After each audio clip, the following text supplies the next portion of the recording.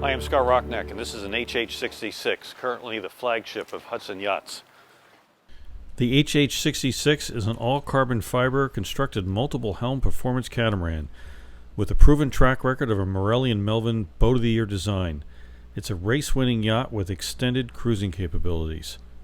Let's take an in-depth look at the deck plan and the sailing hardware on this unique boat. And here's another good giveaway of a Morelli design HH. Reverse bows. These dagger boards are curved inward, and they're on a line driver that brings the dagger board up and down with a control from the cockpit or all the way aft at the helm stations. The stanchions on the boat are carbon fiber. There are 3 lifelines, and they're the tall variety of the stanchions, not the shorter ones that you're used to seeing. The line guards for the dock lines are polished carbon fiber. The boat has a staysail or self-tacking jib, a solent, an asymmetrical up forward like a Code 0, and also the possibility of a spinnaker. And there's a new sail on this particular boat that's an upwind reaching sail that allows it to sheet pretty close to the boom on the cabin top. For example, were doing 10 knots and 8.5 knots worth of wind the other day. These are all locked in when you bring your sail up at the top, so the tension isn't on the halyard, and you pull down here with lines that are brought back to the forward center cockpit. The boat is set up so you can have the sails and bags on the tramp, but you can also store them down below. They're at the ready here depending on your mission. This particular sail is north sails, but this boat also has doyle sails as well. This particular 66 is set up with 3 helms. So you have a forward helm here with a wheel, and there's a wheel inside, so I guess that would be 4 helms, because there are 2 aft on either port and starboard side with a tiller. So you have the ability to look right down the boat with the tillers, or you can be here or under protection when you're motoring inside here. One of the things you might say, well, with a forward helm, how do you trim your main and how do you see if you're raising spinnaker correctly and all that? Well, this is a hard way to do it, and you're going to creak your neck, probably make you seasick. The better way is to set up your line on your winch, and there are 2 controls here on the deck that you can use just standing up or kneeling, and you can see your main and whatever you're doing with your forward sails right from here. The anchor on this boat is forward on the longeron, right underneath of me here, versus say all the way at the other end of the longeron. The advantage of this is it's a lot easier short-handed to anchor when the anchor is forward, and it also changes the pivot point of the boat. So if you had your anchor in the middle of the boat, your boat could do this when you're trying to get set. If it's up here, the boat does this. So if you're starting to get used to catamarans and you're not very experienced with it, it's probably a better idea to have your anchor a little bit further forward like this one. On the forward section of the carbon fiber spar is a guard, so if blocks come back and hit it, you're not going to be nicking your carbon fiber. This boat has the replaceable rubber-like sea deck. Very nice underfoot. It's a completely different feel than say molded in non-skid. It's great with bare feet.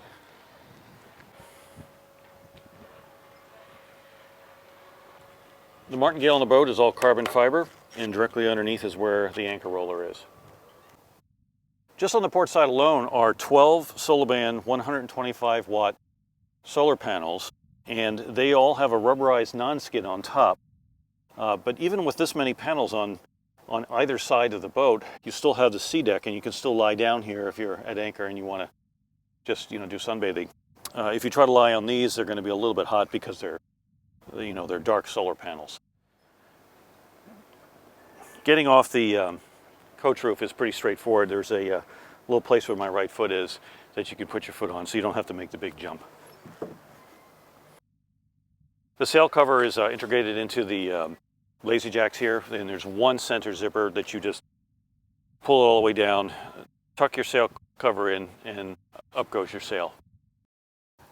Like other HHs, there are Carver hooks used for the reefing system. This is a little different from what you might be used to if you have used to monohulls, for example. You might have a line that goes all the way forward, maybe comes all the way aft, quite a bit of line there. What this does is you lower your sail and you hook in these hooks to the tack to the reef that you want, and then when you want to get rid of it, there's a small teeny little dynema line that you pull that pulls the hook back and allows the sail to go up. The solid sail, or the overlapping jib, is brought on top of the coach roof through a turning block, down through another block to the forward cockpit. Added to this boat were a couple pad eyes to allow for a reaching style sail to be sheeted inboard. The staysail, or self-tacking jib, has its own track forward of the mast.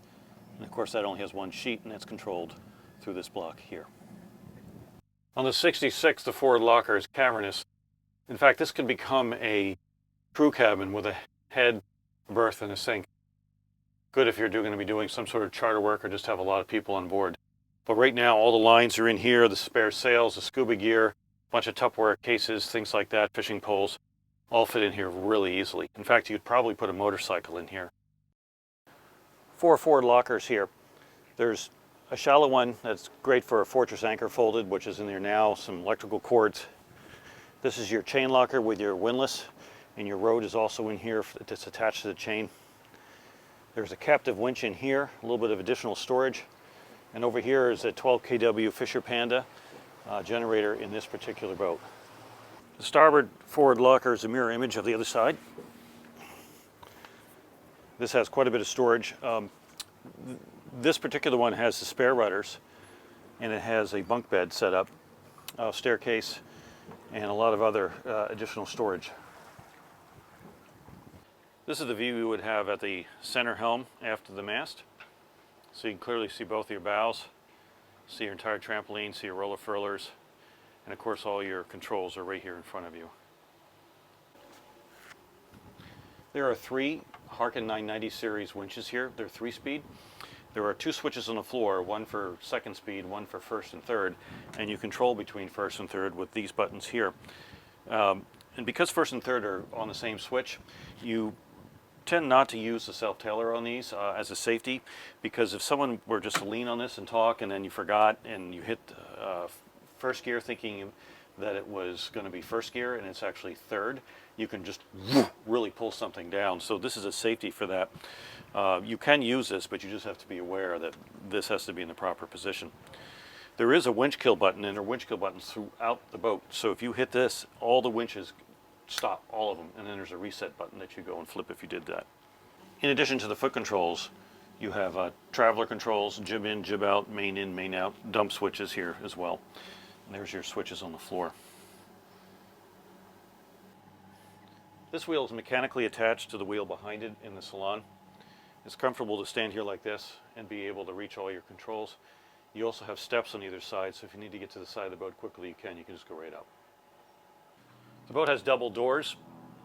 The nice thing about this, when you have them hooked open and they do lock open, it's a lot of air that comes through this cabin. This is a really great Caribbean and Bahamas boat. This particular boat has a Southern Spars carbon fiber spar. It has Kevlar diamond wires, it's single spreader, and it has a masthead rig for the spinnaker. The tramp on this is a Dyneema or Spectra weave. It's quite rigid, black in color, a little bit different, that gives it away, actually kind of a dark gray. It's a nice addition. When you look down at the water, it's almost like you're standing right on top of it. The longeron has 2 tracks on it, one for your staysail or self-tacking jib. The other one goes all the way forward for your asymmetrical, part of the downhaul system. It's up to you where you want to run your reacher sheets. Right now they're rigged up to the aft helms where the tillers are, but if you wish, you just attach them to this tracer line, pull them through and have them here, or you can just take them off altogether and put them down below so you don't get UV damage on them. Like all HH catamarans, the Dagger boards are carbon fiber, pretty much solid. There's a small cord and a section of it gets more solid as it goes down. It's a clamshell that's epoxied together. It's very, very strong. These are controlled by a line driver, so those are switches that are either at the forward helm or the 2 aft helms, or up and down. So it is a push button arrangement. There's also a model of this boat that has a joystick that you can do that as well. There are 2 bearings for it that hold it into its trunk, and you can take this top piece off. You can take the trigger line for this off, and you can pull this out with a crane. They are manageable, but they're rather long. They do retract pretty much to right in here, about this far down, and there is a minimum draft, I believe, of 4 feet, but I'll correct that on the bottom of the screen if that's the case, or not the case. The shrouds on these boats do not stretch. They are set to a determined length. In fact, everything has a barcode, so the manufacturer can be consulted and they would know exactly what size to build to replace it. And here these sections come off and the side section comes off, so you can get to where the post is that holds this. The aft helms on this boat are tillers, and they have a seat that's fixed in this position with a full view down the deck. I can see the other side of the boat. I have full view of the transom. Everybody in the cockpit, part of the action here. I have controls for my main sheet, for my, one or two of my jibs, and also the dagger board controls. And if I use the remote control, I can actually control the engine as well, and the windlass. The cleats on the boat have opening ends, so it's easy for you to tie your dock lines on. But when you put these back, lines are not going to get caught on them.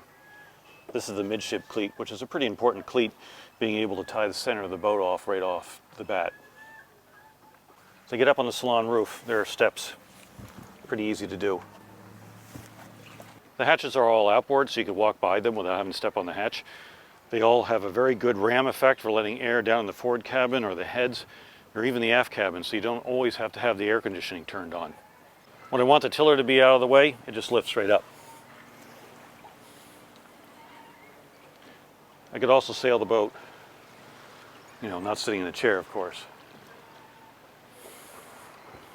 The Traveler has a line driver, so it moves the car one way or the other. That's controlled from the forward helm or by the push buttons at the helm seats. Here are your controls for your main and your dagger board, forward sails, Traveler. When you build your HH Catamaran, you specify what kind of dinghy you have, and then have the option of having custom davits made for that dinghy specifically. There's enough wiggle room in the davits if you were to switch out dinghies later. For example, this is an HH Catamaran's carbon and high pylon rib. It's 14 feet long. It has a 50 or 60 horsepower Yamaha. It's quite a neat dinghy. It's got a teak floor and so forth. But you probably could put an AB or high field or something like that in its place. But the concept is to be able to raise the dinghy up, have it hit the davits so you don't have to put a side support on it, and it has single lines coming down, so all you do is pull the dinghy up and you're done. Here's your point of view of the helm seat. Nice clear line of vision looking forward. You also have a pretty good shot at your sailing instruments, and they're repeated on both sides of the boat.